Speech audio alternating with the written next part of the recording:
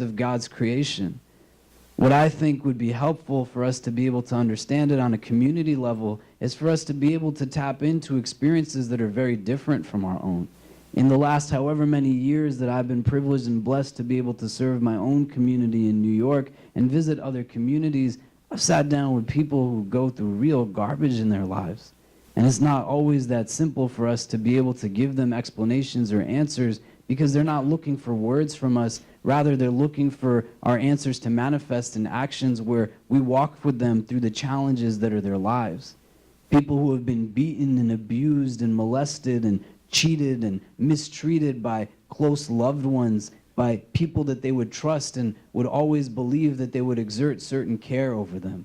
People who are going through the realities of mental health issues and challenges, people who are trying to figure out why their lives are going in the directions that they're going in. One of the things that I think as a community we can start to do, especially as organizers in the community or leadership in the community, is sit down and actually talk to community members and just hear where they're at.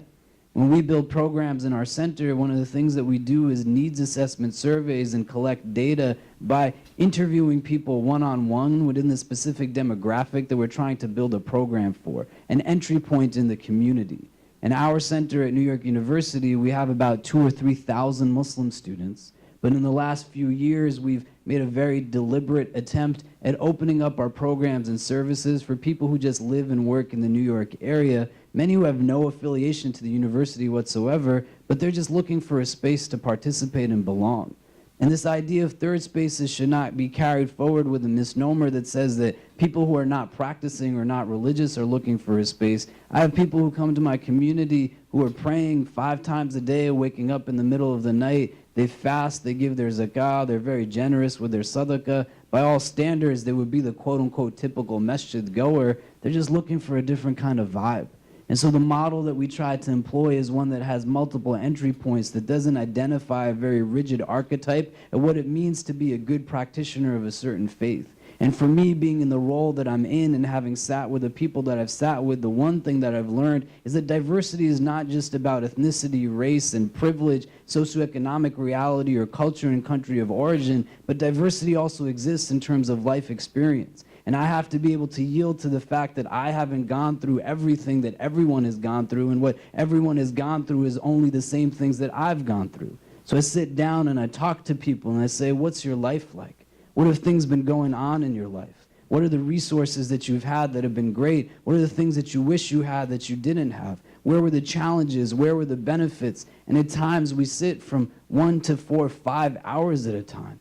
Grown men have sat in my office and cried, saying that no one has ever asked me what I thought before about anything.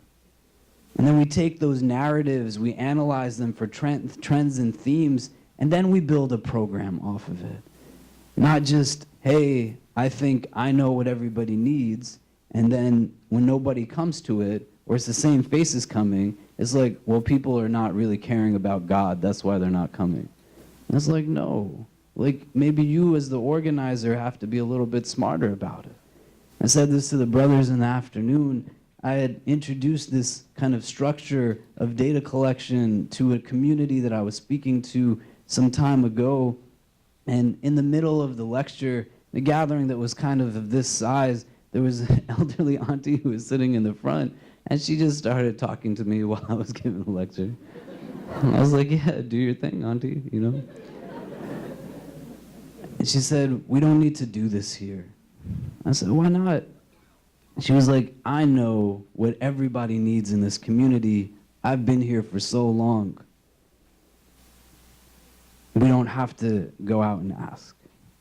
I said to her, sister, last night I met a young woman in your community who's trying to deal with the challenges of her life and the frustration of not having people to turn to, and in the absence of those individuals, or being in a place where she feels like she's understood, she takes to cutting her wrists regularly to deal with the pain. So everybody is not okay. And for us to be able to understand that, we have to talk, we have to have communication. We can't live in an abstract bubble that says this book says this and this is what we do, but we understand that Islam is about reality. It's not about chasing after utopian-esque ideals that are not tangible, but learning how to meet people where they are at and building resources that are conducive for their growth on an individual level so that as a community we are most healthy. The sign and indication that you are actually successful as a community is when you begin to serve your most underprivileged and your most underserved. You start to meet them where they are and you start to understand their life experiences. And what my teachers tell me is that when you have people who are in need, this becomes a communal obligation that has to be fulfilled. We have our fardul ayn, the individual obligations. Your prayer is your prayer. Your fast is your fast, just as mine is mine. You can't pray for me. I can't pray for you. In the sense of our 5 daily prayers, we should always make dua for each other. But when somebody's in need and they're stricken with a certain kind of pain and all we're doing is building edifices and we're not building services and programs, we're not creating spaces for people who have real challenges, then we as a community are responsible for that.